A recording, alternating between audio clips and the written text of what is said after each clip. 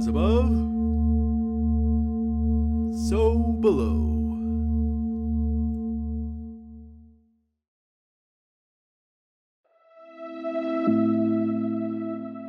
Welcome to Connecting with Coincidence. I am your host, Bernard Beitman, MD, and I study coincidences. And they're fun, they're interesting, they're patterns, they're helpful, and there's a way of bringing people together that synchronicity allows us to do if we pay attention to the meaningful coincidences that happen with us. Please subscribe to my channel. It really helps get the word out. You can come to the Coincidence Cafe, which meets every third Saturday of the month from 11 a.m. to 12:30 p.m. Eastern Time.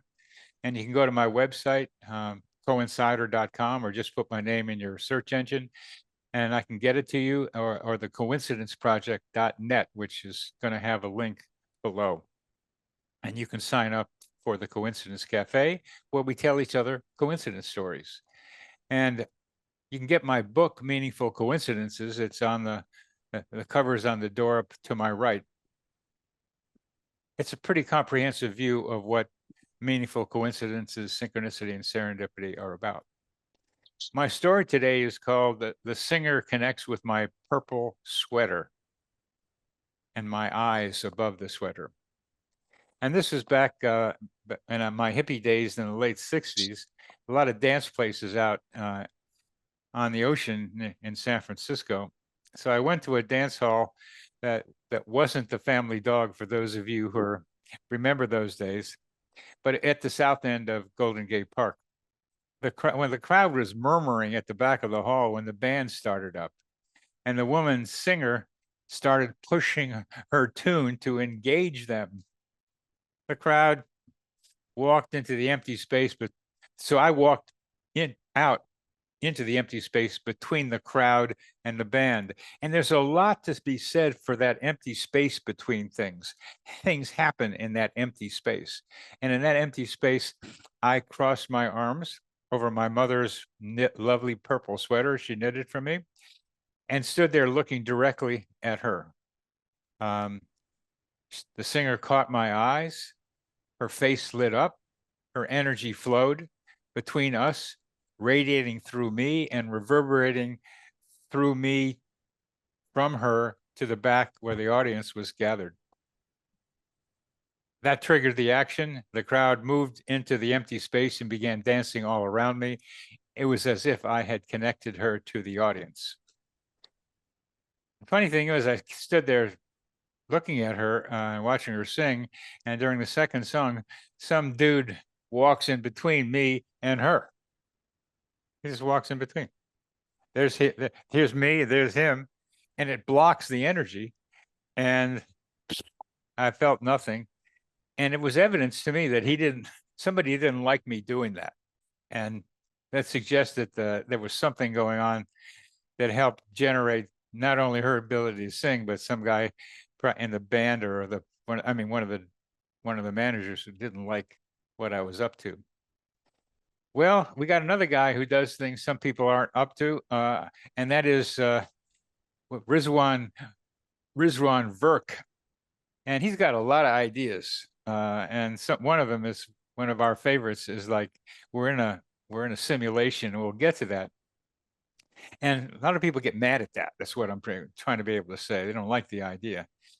It's a wonderful idea, and he wrote a book on it years ago, as well as a book on synchronicity. But he's here with a different book, a book that's, if any of you who have been back there in the old days, in San Francisco anyway, in the late 60s, this book, with this guy's picture on it, Yogananda,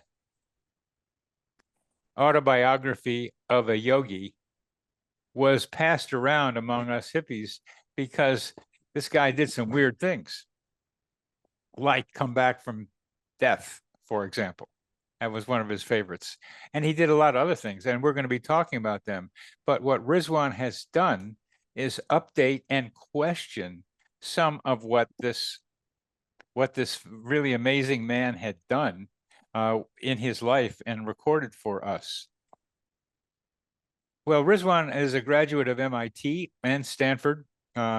He's a successful entrepreneur, a video game pioneer. That's important to recognize in all this. Film producer, venture capitalist, computer scientist. He was founder of Play Labs at MIT and is currently doing a PhD in teaching classes at both the College of Global Futures, which I think Synchronicity can play a very important role in helping make happen in a good way, and the Fulton Schools of Engineering at both Arizona State University. He's the best-selling author of several books, The Simulation Hypothesis, an MIT computer scientist shows why AI, quantum physics, and Eastern mystics agree. Okay, we're going to do that one. We are in a video game.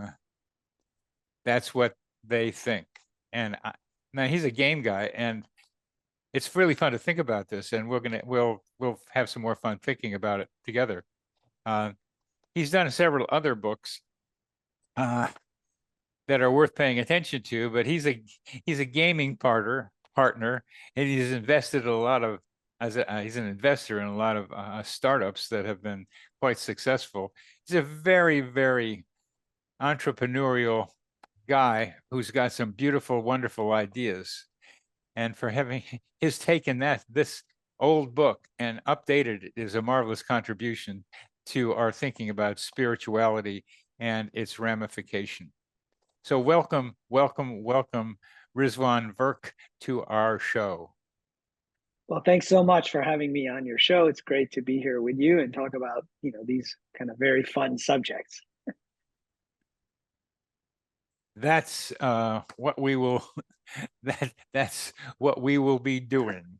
And let's start with one of your most fun ones that I think is we'll call it the Matrix Synchronicity story, taking place in Esalen along the coast of San Francisco, along the coast of California, south of San Francisco. So let's start that story, and let's get going with the simulation hypothesis, which this introduces us to.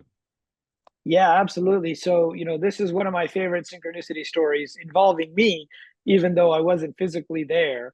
And so, for people who, know about Esalen, or people who don't know about Esalen, it's on the coast between LA and San Francisco, and it's kind of a retreat area.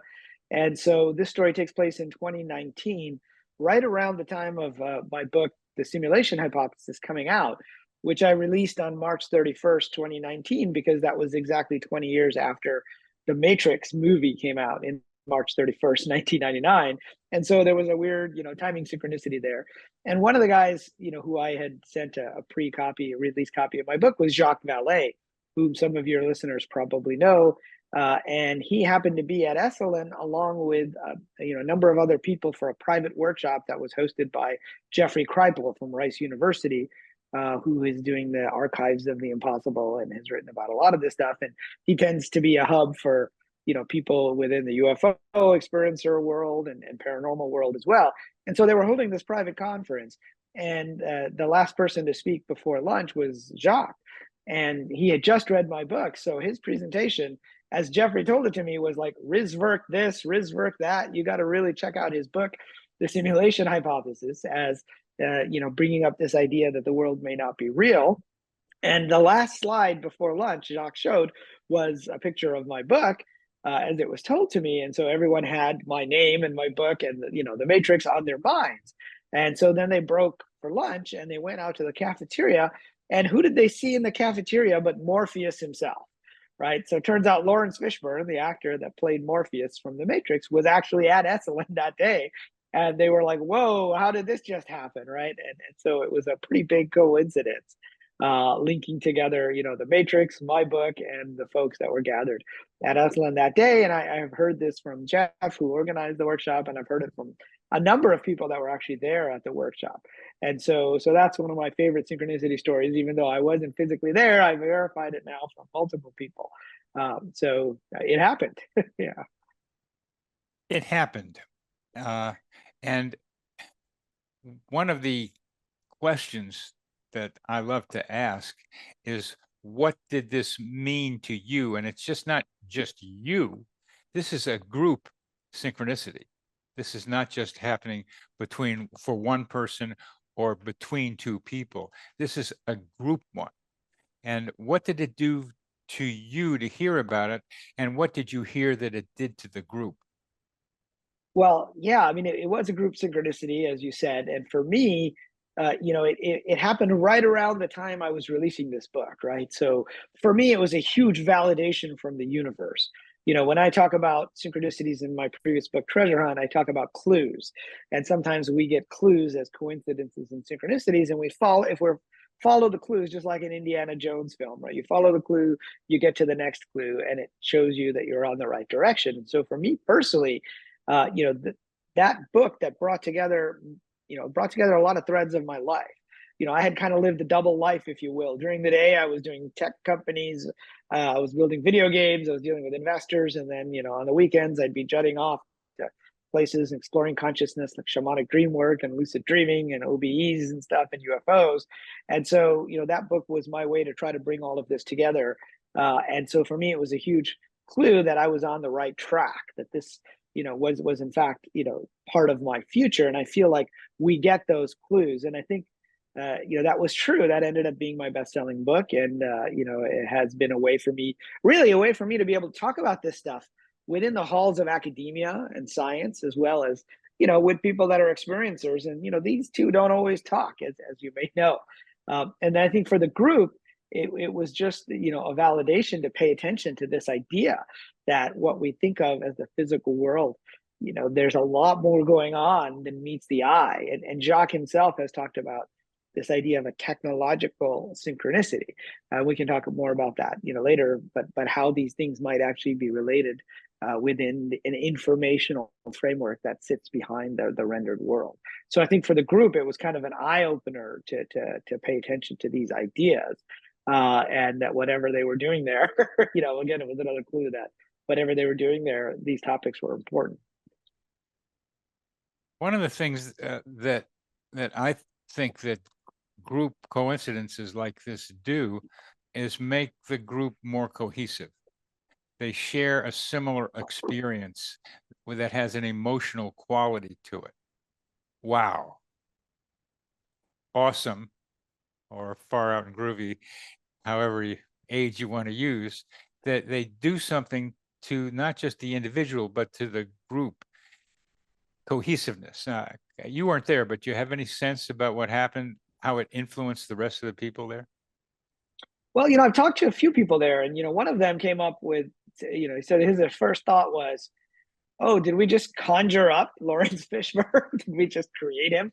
And so there definitely was that element of a group dynamic, that the group somehow being together and thinking about these things, definitely I think brought the group closer together and gave them kind of a story afterwards by which to remember that energy. And so it's interesting that I've heard it from multiple different people in different angles now. So I think there definitely was that emotional factor. But from what I understand, again, I wasn't there, that did it, it kind of opened up people to a lot of different possibilities for the rest of that workshop together, and kind of made them feel closer together, like, hey, we all did this together, right? Yeah, that's my idea about what synchronicity can do in many more ways, and to help groups come together. And I was just coincidentally, just talking about this earlier this morning, about trying to bring groups together. In fact, we're working on I'm working on a presentation. Synchronicity creates spiritual connectedness. Yeah, I think that's very true. That it kind of shows. I mean, Jung defines synchronicity as an acausal connection, right? And so, particularly when you have groups of people that tend to be a little more left brain, shall we say, or analytical, right? Even though they might believe in this stuff, the actual visceral experience of seeing a connection that is acausal, in the sense that they don't know, did X cause Y, did Y cause X, where is that connection? I think that definitely affects them and makes it easier to do whatever task that they're going to do. Those kinds of synchronicity stories when they happen within a group. I like the word ontological shock for some people, where their views of the world get broken, that the way they've been thinking about things isn't the way it is. And a thing like that, even though they go to Esalen, some of them are still left brain and trying to get right brain when they go there. And that one will break some ontological views, the way the world views of people, and have to walk out of there wondering, how does that happen? What's going on here? Is there something I don't know? Your view of synchronicity as clues is the same as mine. It's Sherlock Holmes is one of my metaphors as well. It's like, great. Clues to what? I mean, when you say that it was a clue that you're on the right path, that's not a good enough for me, because there's a lot of, like, 1111 means I'm on the right path. A lot of people do that one. This is not exactly that. This is like a once in a lifetime almost thing. Certainly it showed validation for what you were doing. To have Lawrence Fishburne there while your book cover was being shown, and a lot of people being able to see it. Definite validation and good prediction. It's your best-selling book. And and I might add, it's still going on because I'm working with a film production group to do a docu-series on the simulation hypothesis. And when they asked me, well, who should we try to get for the narrator? It was because of that synchronicity story had just come up, like literally that day, with someone. I think Jeff was telling the story, and I happened to be there when he was telling the story. And so I went to the film guys and said, we really need to work on getting Lawrence Fishburne, right? Because maybe that's what the synchronicity story was actually pointing to more specifically than just being on the right track, like you're saying. So we'll see. I mean, this is 4 years in the future now, right? And so sometimes I think a synchronicity may be an indication or a clue of something that might happen in the future, and to make you think about certain things or go a certain way rather than another way. Very much agreed. And so you had an answer to the question about who to narrate it, and what better voice to get to narrate it, besides that he's right in the middle of it, or at least was and has been in other movies. So that's another one. However, when there is looking at meanings and meaningful coincidences, one is what it means to Riz personally, on the right path, Lawrence Fishburne. But there are also clues, and this is what I'm more interested in, is how does that happen? Now, glitches in the matrix has been a kind of a favorite way of beginning to talk about that. But what did Jacques Vallée mean by that technological idea? Well, he basically talked about how we organize information in computer databases, right? And so, if you go to a library, you'd expect the books to be organized. This is sort of Jacques' analogy, to be organized like alphabetically. All the A's are in one place and all the B's. But if you put it into a database, you're not limited to that kind of organization. In fact, you may have a completely different way of organizing things based on how they fit together, right, to make them easier to access. So in a database, things are stored based on indexes, and things that store the same indexes or that link together are often stored together. And so he was talking about that just may be how the simulation, although he wasn't using those words in those days, is actually organizes information and links things together. And I think the best way to understand it is actually something that relates to something we've all had on the internet. Like, the other day I was shopping for a backpack, right? And I was looking for a backpack on a website, shopping for it. And then on my laptop, then I was on my phone and I was on Facebook or something, some social media, I think it was Facebook.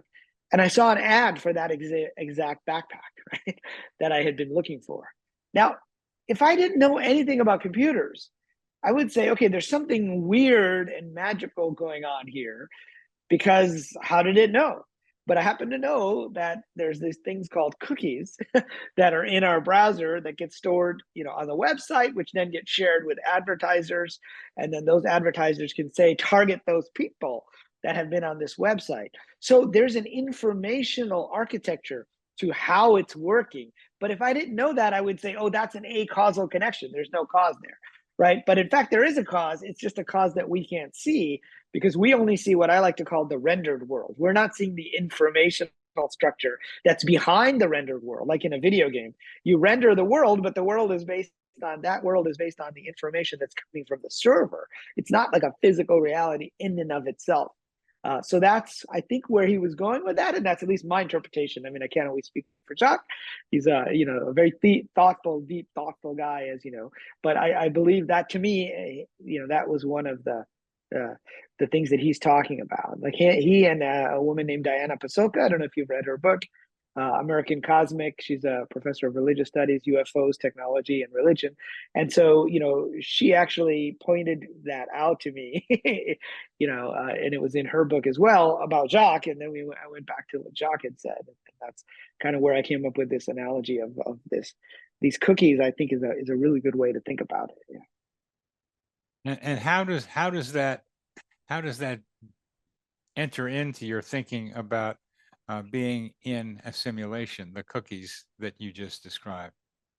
Well, it's a way to think about. So the core idea of the simulation is not just that we're inside a video game. I mean, that is the basic definition, right? Is that we are in a high resolution, computer generated environment. In the same way that, but what it really means is that the world is based on information. So, like, I'm not really talking to you right now, am I? Right? I'm talking to my computer, which is translating my voice into bits of information, zeros and ones, which are then being sent out over the internet to your computer. And then it's rendering not just my voice, but also my image as well. And you're talking to that. And so really our interaction is actually just bits of information. And so what this shows, though, is there's something in like Google's search advertising, which is called intention-based search or intention-based advertising. When you search for something, you are showing an intention. Like when I searched for a backpack, I was showing an intention. Now, for me, the classic definition of a synchronicity, if you go further, is there's a thought inside your brain, which then coincides with something outside. So what it's showing is that our intentions, not just when we type in a computer, but our intention when we think about things actually are transformed into information. And in this case, it's those cookies. And that those are used to link together different physical events, right? They may even be used to create and pull physical events together. And so, we don't know why Lawrence Fishburne was actually there that day. He was probably on a retreat. Who knows, right? Which he had no idea that Jacques Vallée was going to be talking about the Matrix, right? And yet there was this coincidence in time and space and geographical location and events in their lives. So I think what it shows is that an intention is actually gets transformed. And this is what, the Eastern mystics have been telling us all along, right? There's some great stories, and we can talk about these in Yogananda's book, where, they end up taking a desire from previous lives and then they manifest. And these stories sound like they're out of, the Arabian Nights, right? There's a story of Babaji, who is supposedly Yogananda's guru's guru, this immortal guy who lives in the Himalayas for hundreds of years. And he is initiating Lahiri, who is, Yogananda's guru's guru, who went in the 19th century and met him out there. And he was going to initiate him. He goes, Lahiri, don't you remember? You found me. This is where you used to meditate in previous lives. And he goes, no, I don't remember. And then, he eventually opens up his memory of his past lives. And then this is what sounds like it's right out of the Arabian Nights, right? It's out of the genies, right, in Aladdin. What happens is he materializes an entire golden palace with jewels and mirrors for his initiation. And it tells him, you expressed the desire in a previous life to live in a palace. And that was a very strong desire. And now we are resolving that karmic desire by manifesting this castle, this palace for you. And then the palace disappeared after the initiation ceremony in the Himalayas. That sounds crazy. It sounds ridiculous, like a physical palace manifesting. But it gets back to the idea that the intention was strong and therefore it was stored in the database of karma, and therefore that intention had to then somehow be realized. And I think there's three different ways things get realized. One is in a dream, what the Tibetans call karmic traces. The second is as a synchronicity or coincidence. And the third is as a physical event or experience that you really need to go through, which are like the strong karmic influences. So anyway, I take it as a little bit off track there, but I feel like what's showing us that the synchronicity is based on these intentions of information that get stored somewhere.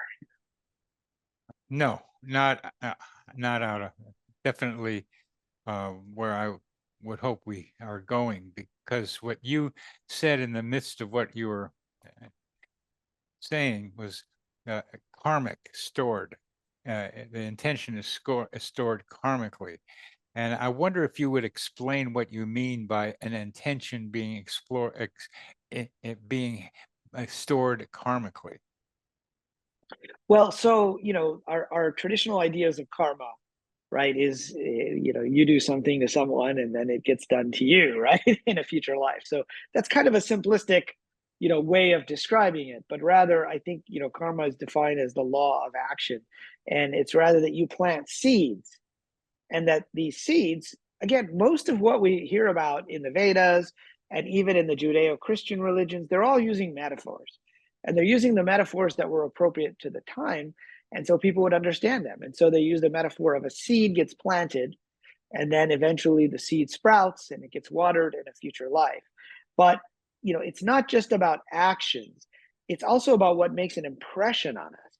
Right. And so, within the Tibetan dream yoga traditions, for example, there's this idea that we have ordinary dreams, which are dreams that are just like, regular dreams that take random karmic traces, things that made an impression on it. Who hasn't had an experience where they watched a movie or a TV show and then something like that shows up in their dream that night, right? So it's a way of kind of resolving those impressions. But when the impression is strong, it gets translated, either paired with either there's an intention or a desire, right? And that is what, according to the mystics, those intentions, like the Buddha starts the Dhammapada with, we are what we think, right? Our thoughts create the world. Like, what does that mean exactly, right? That's a metaphor, right? And so Yogananda, in his book Autobiography of Yogi, and later came up with another metaphor. His metaphor was the film metaphor. And he was saying, why, Lord, do you allow so much suffering, when he saw what was happening in World War One, which they called the Great War because it's the first war where they used like mechanized guns. So many people were dying. And he got back to this clear message that, life and death are just relativities in the cosmic dream, that this is like a motion picture. And that the newsreels he saw were like a play within a play. And he said, the people no more die than, the actors die when their characters die in the movie. And so he used this idea that the whole world was made of light and that the movie projector would come. And so that was another metaphor for trying to describe life. And he talked about these dreams as mini movies at night that resolve these sort of little traces based upon what we need to do. And so that becomes a way. So if we think of karma more as an engine of generation, an engine of creation, it creates these situations. Our thoughts also eventually create these situations, as do our actions. And so, this is sort of a roundabout way of me getting to what I think is the ultimate metaphor. And I know we wanted to go here, which is that the dream metaphor of life has been used. Yogananda would always use the latest technology. He came from India to the US in 1920. So he used the motion picture. That was like he was up on the latest, technology and science of his day. And today, if he were alive, he would say that the world is like a movie, but it's an interactive one. And we have a script, but we're free to change the script, and we're the players, but we're also the audience.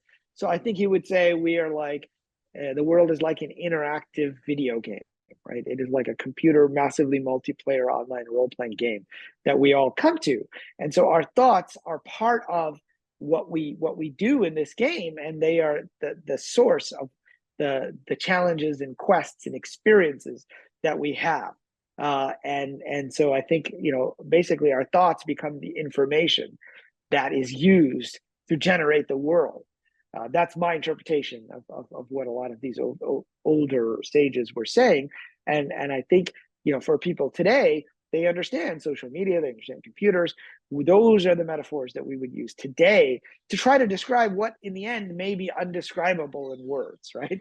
A lot of these spiritual concepts are very difficult to translate into words. Whether it's true in Sanskrit, it's still true in English today, 5,000 years later. And so we use metaphors that are understandable for us at this time in our evolution.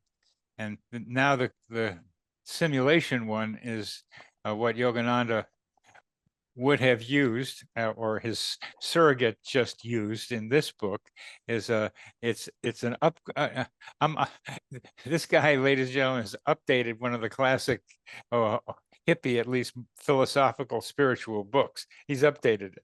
And he's raised a bunch of questions about what Yogananda might have actually done, and makes you have to think more critically about what that great sage had said and what he said he had done.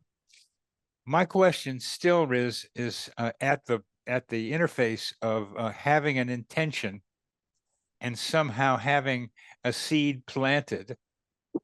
And they use the old metaphor, seeds get planted someplace. It would seem to me, a thought, at least an intention in a video game goes to something. Maybe it goes to some form of a cookie, just like you were looking for a backpack.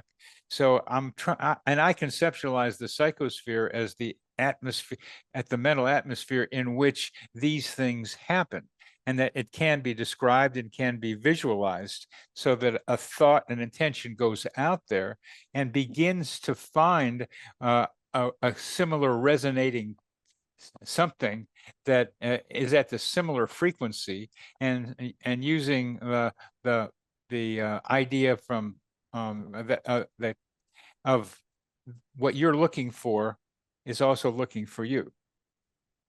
So it's out there. There's something else that would like to connect with your intention. It's hard to manifest intentions when there's nothing else to when there's nothing out there to be able to match it with. So if I need something, and this has happened enough times, somebody comes with an email that gives me some of what I've been looking for.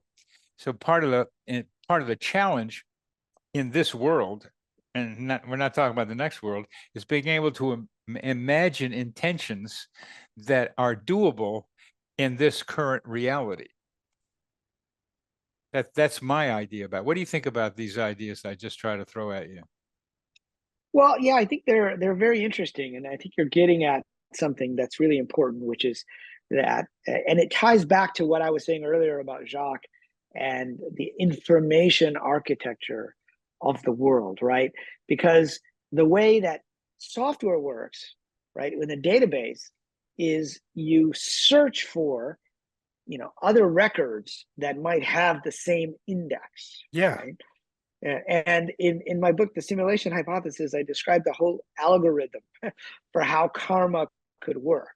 So you might say, you and I have some unresolved karma, or I have an unresolved karma where I have to have an experience, I don't know, say a bad experience, right? Well, let me interject just for a minute there about you and me. Yeah. I have been trying to get you to be on my podcast for several years now. I tried to connect with you particularly with your Synchronicity book, and also your simulation book. And I thought I knew somebody who knew you. I mean, it was a lot of ways I tried, and then I just gave up. And then Gail says, I think there's somebody who might be good to be on your program. I think you'd get together. So I put out the intention for you to get on my program many years ago. And how that happened, well, I can tell you something. Gail is the connection. But that's an example of what you're talking about, is having intention and having it realized. Right, exactly. But if you think of that intention as being out there as a piece of information, right? And so in software, we have this idea of information can be code or data, right? The data is what it's about. the code is the algorithm for what that data does. So if you think of it as an object that's out there doing a search, right? So in object-oriented programming, you have objects that have code and data, right? So the data is, I'm trying to get a hold of this person, or it might even just be somebody like him, right? And then the code starts to do the search for the right time and the right situation that would match that, right? So like I was talking about this questing algorithm, suppose I have put out a previous intention, or because it's in my karmic database, this is one of those quests. Quests and achievements are the terms we use in video games. That basically what happens is when you play a game, you have this list of quests that are open to you, and you choose one of them. So you choose to have that experience, and then after you have it, it opens up a new set of quests. So it's like a tree in a way, an ever expanding tree.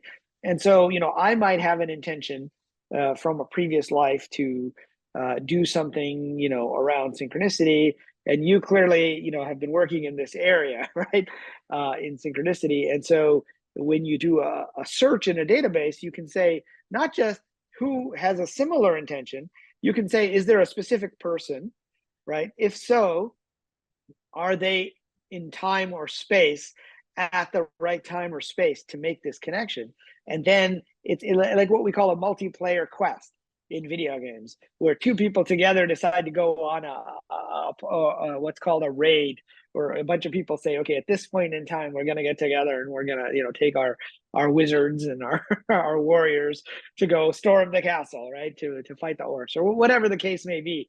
But you can think of it in individual terms as well, which is, okay, you may have some unresolved karmic issues. Maybe it's a romantic relationship with someone.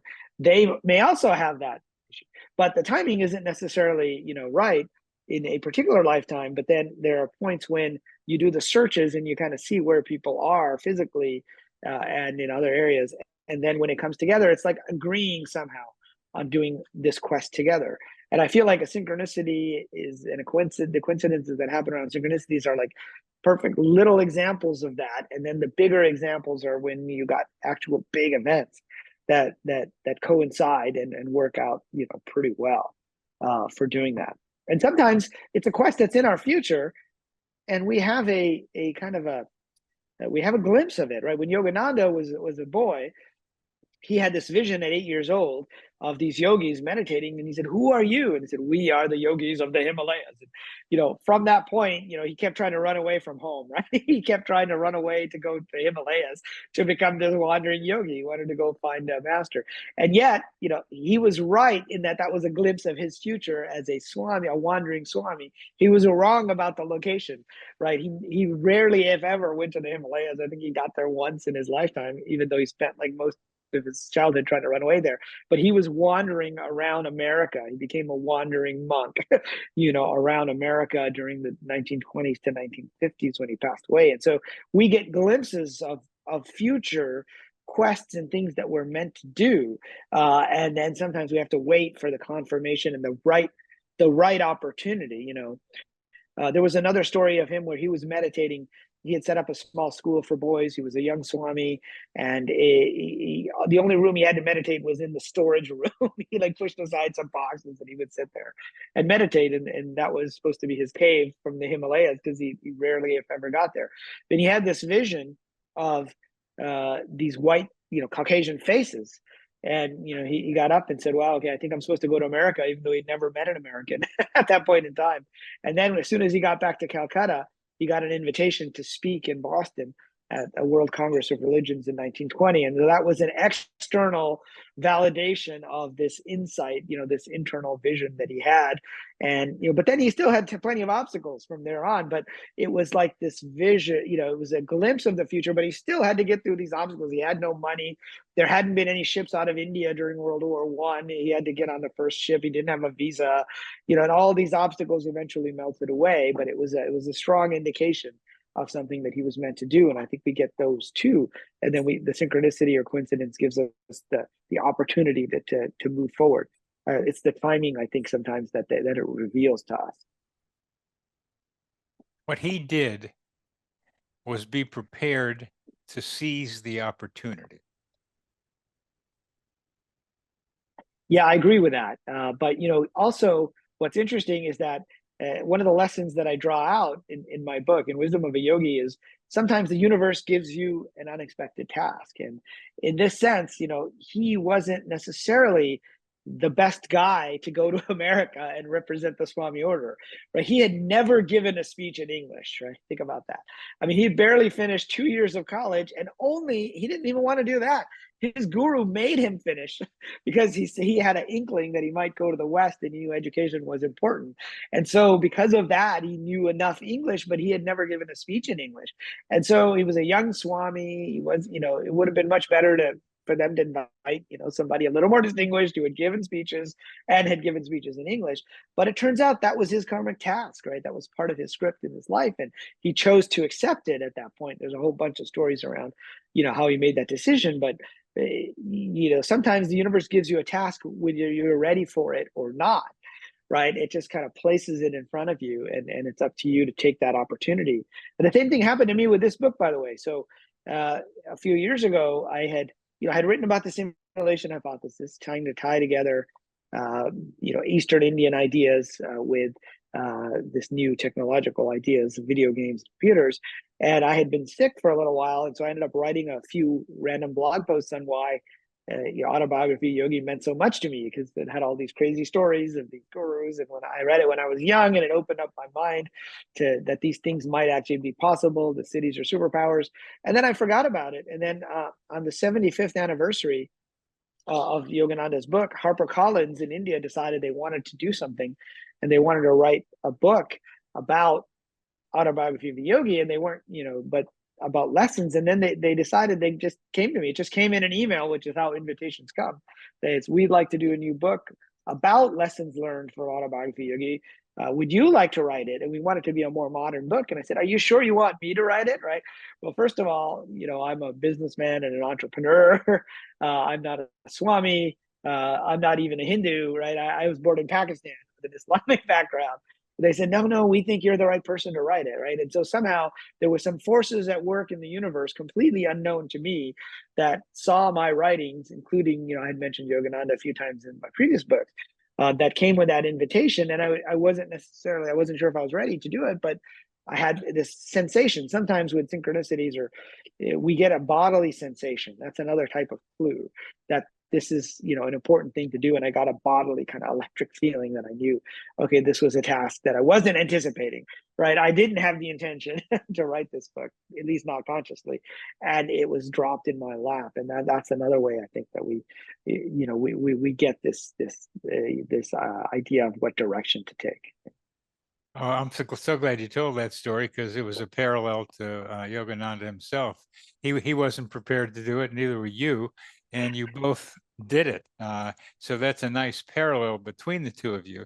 We had been talking about intention and karma and things coming back to you, but here you could always say it's subconscious or it's unconscious intention. I don't know that you had a desire to write a book about Yogananda, although you were very interested and it was very influential in your life. So you could say that it was an unconscious intention on your part. I'm going to just take the data and say, hey, I'm a businessman. I do computers and software and stuff. I'm not the right guy for this, and I wouldn't even think of my doing it, even though it might be an idea that flitted around. So this is different from having an intention and putting it out there and karmically stored, as you're talking about. How does one like this one work, where you're given a task that you weren't ready to do, at least as far as you knew? Well, I think it's actually similar, except that the intention this time came from the editor at HarperCollins India. And what's interesting is she left HarperCollins India before the book was even published. So basically, one of the last things she did was set this intention and this book in motion. And so yet, a different editor who was her boss is the guy that actually worked with on it. But so she set the intention. And then I think similarly, it did a search for other people for whom this might have actually been there. Like, I believe that we set up a whole set of quests and achievements for ourselves. And one of mine, the theme for a lot of my books, is bridging the gap between kind of spiritual thought and modern, whether it's business in my first book, Zen Entrepreneurship, or with the simulation hypothesis, it's with science, or with technology, and with Treasure Hunt, it was about bridging your career with some of these ideas. But a lot of what I've been doing is bridging different worlds. And so perhaps, it's possible that this was a task that I had agreed to, but I had forgotten. As we cross the veil of forgetfulness, we forget the things that we were meant to do. And you may know the guy who wrote Journey of Souls, Dr. Michael Newton, who had hypnotized people back in the 90s. It was a huge bestseller, and it made an influence on me, where he would hypnotize people to go back before birth, and he would remember what the Tibetans call the bardo, but the time in between lives, right? Where what they were doing as souls before they choose. And in one of them, they were sitting there watching almost like video projections, almost like a video game, right? Where you're watching what might happen. But another was they would plan their life, and they would say, these are the things I intend to do. Now, whether I actually do them is up to me, but they would have these little clues. I call them clues. He used another terminology. You would plan with somebody else, like, oh, if there's going to be this girl that has this locket, and if you see that locket, something in you is going to be like, oh my God, there's something I got to do with this particular girl, right? Or these different types of clues. So it's possible that this clue was planted by me, right, in a cram session, but I'd kind of forgotten about it. But which is why I kept coming back. I'm not the only one. A lot of people, Steve Jobs, his favorite book was Autobiography of a Yogi, and he reread it every year. And it's another lesson in this new book is you don't have to go to the Himalayas, right? I mentioned how Yogananda kept trying to run away to the Himalayas. In the end, the guru that he found was 15 miles from the great city of Calcutta, pretty far away from the Himalayas, right? He was right next door, and he was a brother guru of his parents. And so, we think we have to go somewhere. So Steve Jobs, went to India, like a lot of people did in that generation, in like the early 70s, or maybe the late 60s. I think it was early 70s. And he went all the way there, and in his dorm room or hostel where he stayed, someone had left a copy of Autobiography of a Yogi, the old paperback version. He read that. He came all the way back to America, and then that became, the only book on his iPad. And then at his funeral, he gave away copies of Autobiography of a Yogi, or his memorial service after the funeral, to all the people that attended. That was his last message, his parting gift for everybody. And so, sometimes, I think we may have planned these things. The fact that he had to go there to really appreciate this book is really interesting to me, because, Yogananda lived in the US, and, a lot of his organizations here. And so it's possible, there's something like that going on for me too, where this was going to be an important thing for me. And that's why I kept coming back to it year after year. So it's possible that I set it up. And then now getting back to the question, I said, somebody set an intention that matched with my intention to write books that bridge the gap between Eastern spirituality and modern technology and wisdom. And this was the right time, right? They wouldn't, if they had set that intention 5 years ago, before I had written the simulation hypothesis, one, they probably would never have found me or come to me. And two, I wouldn't have been ready to write the book, right? There's just, there's a lot of personal stuff in this book about my personal journey that, I wouldn't have written about years ago. And so it was the right timing. And I think that's where the search is not just for the match, but it's also the match in the time, given, where you are in your life, I think. Absolutely. That match in the right time. And what do we call synchronicity? It's falling together in time. It doesn't have to happen that way. It can be years later. It can be metaphors across lives, as you and Yogananda had something similar happen for each of you. Being asked to do something was beyond your control. That's a kind of a synchronicity, but a lot of them are in time, right now, and when you're ready. And the so important part of that is what you did, which was, okay, I'm going to do this, even though I'm not capable. I think it still fits with my general idea of bridging science and mysticism. And so, and this book is very important to me. So I think I'll do it. What I focus on is the intention of that editor. And it's still that Rumi quote, what she's seeking is also seeking you. And even though you weren't consciously seeking doing this, it evoked something in you that you needed to be able to unfurl. It has been a wonderful experience for you, I can tell, just by the excitement through which you describe Yogananda's adventure or adventures, and how you identify with him as you get talking. You become, in part, a spokesman for him in this current life.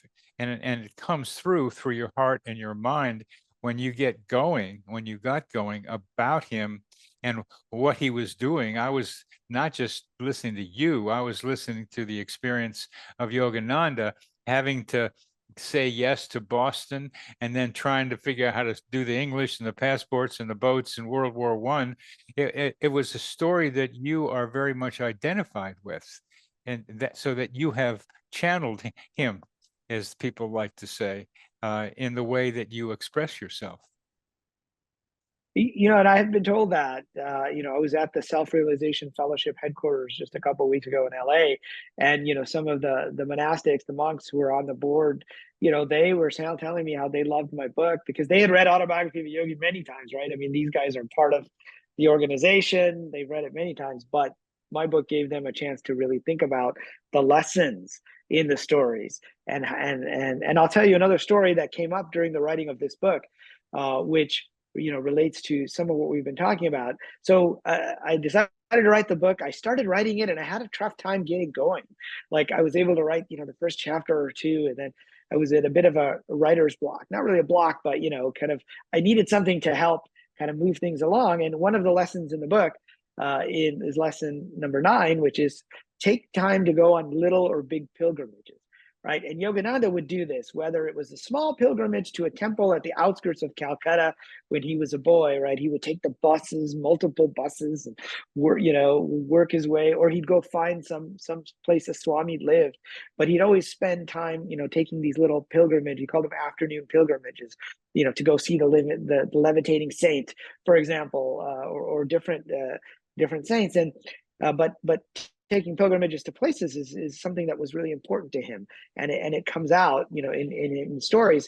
And so I said, well, I'd like to go somewhere where Yogananda lived. So I decided I'd like to go visit the Encinitas Hermitage. So Encinitas is right on the ocean in California near San Diego, and that's where he spent the last decade of his life writing Autobiography of a Yogi. And there's a particular room that his study that looks out over the ocean. Now the only problem was this was in the middle of COVID, and they had closed off any public tours at that point. So I was like, okay, I'd like to go there. Maybe I'll just go there and wander around what they call Swami's Beach, which is an area outside, because he used to walk up and down the beach so much. Now it's actually called on the map. It's actually called Swami's Beach now. But turns out SRF, was willing to basically open the place up and gave me kind of a private tour. I spent a few hours with the monks that lived in the hermitage, and I got to go into his study. And they were even telling me that people felt, interesting things. And so while I was there, I heard the waves of the Pacific Ocean coming in, and I just spontaneously got into meditative state, and I had a vision of Yogananda. And it was a very clear vision, more clear than I think I've ever had. And he was standing there with a stack of papers, which is, of course, how they write books. Now, I'm a writer. I was there to help with my writing. And suddenly I have this vision of Yogananda with a stack of papers, which I took to be a draft of Autobiography of a Yogi. And he kind of looked at me mischievously, and he opened the French doors to the ocean, and he tossed these papers out over the ocean in my vision. And I was like, whoa, what are you doing? Because, back in those days, if you lose the manuscript, that's it. You don't have a book anymore. It's not like today where we have our computer files. And then he kind of still was kind of looking at me mischievously. And what happened was each of those papers turned into a little white bird, and they all went out to all parts of the world and carrying his message. And he was like, do you get it? Your writing is what will live on and will carry on much after you. And also, with kind of an admonition to not take the task so seriously and to be playful. And so for me, that was a really strong vision that kind of got rid of my writing block. And I said, well, I'm just going to write about the stuff that I really enjoy in his autobiography, which are things like, there's stories of a jinn that makes objects appear and disappear and the superpowers. And so with that, the writing just flowed smoothly, from there on out. And so that was a really powerful experience that I had, while writing this book. I'm glad we got to that. And as I see the papers fluttering off as birds into distance over the Pacific Ocean, I think we've come to the end of our conversation for today. We'll flutter off each of us in our own directions. And I'm changed by this contact with Yogananda through you, to actually experience him, for me, through you, as you became him, I thought, for a while, and are still in part him, as you carry his messages into modern day, and particularly as the computer simulation metaphor for how things work, knowing that it's really something else that we can't yet find a good metaphor for. So as we end, what would you like to be able to tell our audience and say goodbye, as I once again hold up this excellent book? Well, I would say that, people who've read Yogananda, or even those who haven't, sometimes think his life was super magical, and it was. But you read his autobiography and you think he just, everything just kind of happened automatically for him, magically, divinely. But when you study his life, you find that wasn't the case. There were a lot of struggles and a lot of setbacks. He had a huge setback when he was here in the US, where his number two guy, his brother Swami, left. The organization was falling apart. He went to Mexico and said, Lord, let me go back to India and just meditate in the Himalayas, right? But sometimes setbacks are part of our story. And that was definitely true for him. It's been true in my life. People look at my life and said, hey, you've started a company, you've invested millions of dollars, you've done all this stuff, everything is so easy. And it's not necessarily easy. Setbacks are a key part. There's a phrase in the video game industry, which the guy who founded Atari, who's the founder of the video game industry, says. He says, make the game easy to play but difficult to master. And that, I think, is a good metaphor for life. It's easy to play, but it's difficult to master. But that is the fun. That is the point of the game of life. That is the point. And I'm trying to master meaningful coincidences. That's my life challenge. And it's really fun. And the challenges are a lot. And the need for metaphors that work is extremely important. And I'm trying to be able to use some of yours with the psychosphere idea, which I'm going to stay with because I got to. But it's like I can put them together somewhat. But we both have our setbacks. They include physical and medical things. They include relationship things. And these have to be looked at as learning experiences, where we learn how to be resilient and we learn the lesson that negative experience is trying to teach us, and we come up stronger and more informed, and we keep having to do it. And I go, I don't want to do that anymore. But I'm a kind of visually guy. To me, the sine wave is a major element of this reality. And what you describe with it goes up and it goes down, and it's part of the same rhythm. It's the same as the dance. It goes up and it goes down. And we got to go with the down because it's going to happen, and the ups can come if we keep moving. Absolutely. So I thank you very much for finally realizing my intention to interview with you. I mean, I was and here we are. And I am so delighted to have been able to make contact with you, Riz. And I hope our audience takes a look at your book.